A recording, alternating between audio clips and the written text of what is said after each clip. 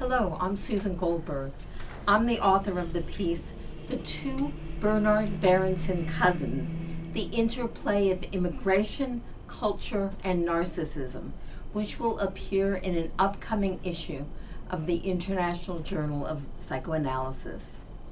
Bernard Berenson, known to the world as simply BB, was the most famous art critic, connoisseur, and art authenticator from the mid-19th century to the mid-20th century. He lived in his Italian villa, I Tatti, as an American Catholic emigre, and wrote about art and the humanities. He was visited by kings and queens and other celebrities.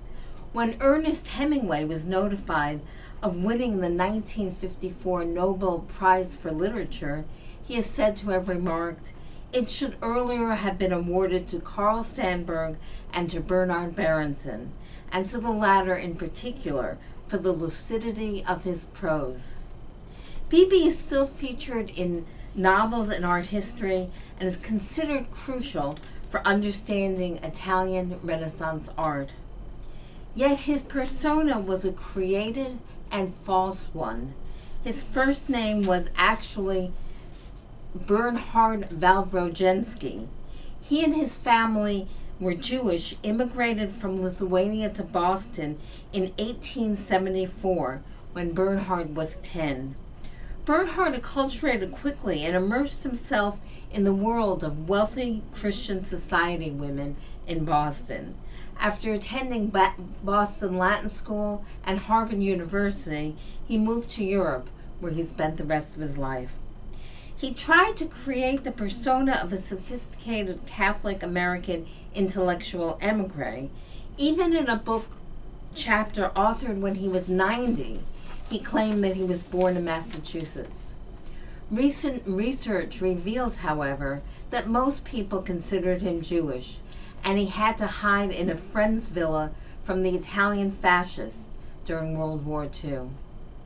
BB's first cousin also emigrated to the United States from a nearby village in Lithuania in 1882 when he was 20, 7 years after the immigration of BB and his family. His name was Borko Kovensky. He went to Boston to stay with his relatives, including BB, who was 7 years younger, and apparently changed his name while there to Bernard Berenson, the exact new name of his cousin.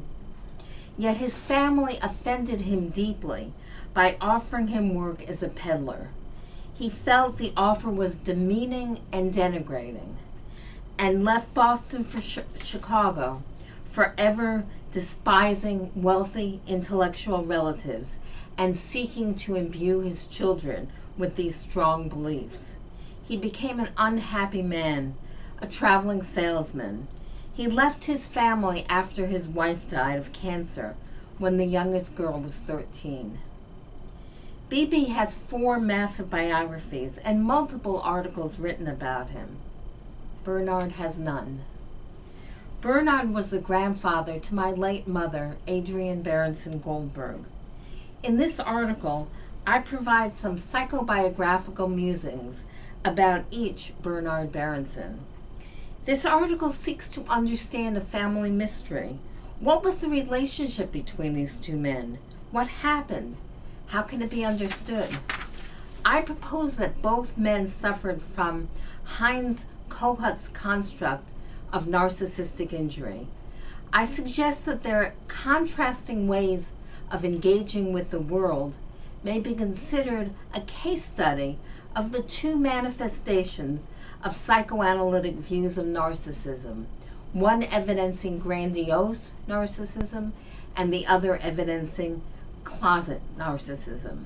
Kohut called the person of narcissism a tragic person. In the article, I consider the tragedy in the two men's lives.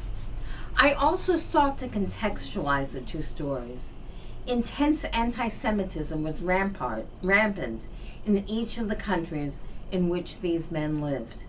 Also, immigration was challenging, especially for those from a denigrated minority without education and without English language skills.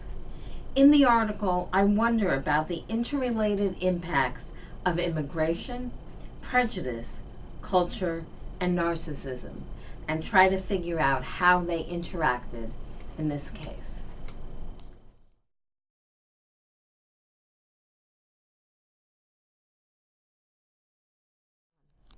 In December 2012, I videotaped my mother talking about her life and life's meaning. One topic she talked about was her grandfather and his cousin, the two Bernard Berenson cousins. She died 2.5 months later, suddenly. I will end this video with an excerpt from that interview. I think the irony, I was intrigued all my life by the irony that a man who was as bad a father, bad a husband, and bad a person as this Bernard Berenson could have had a cousin who was world famous. And although we didn't at that time know much about him, not until years and years later, but there was an intrigue to it. I think that's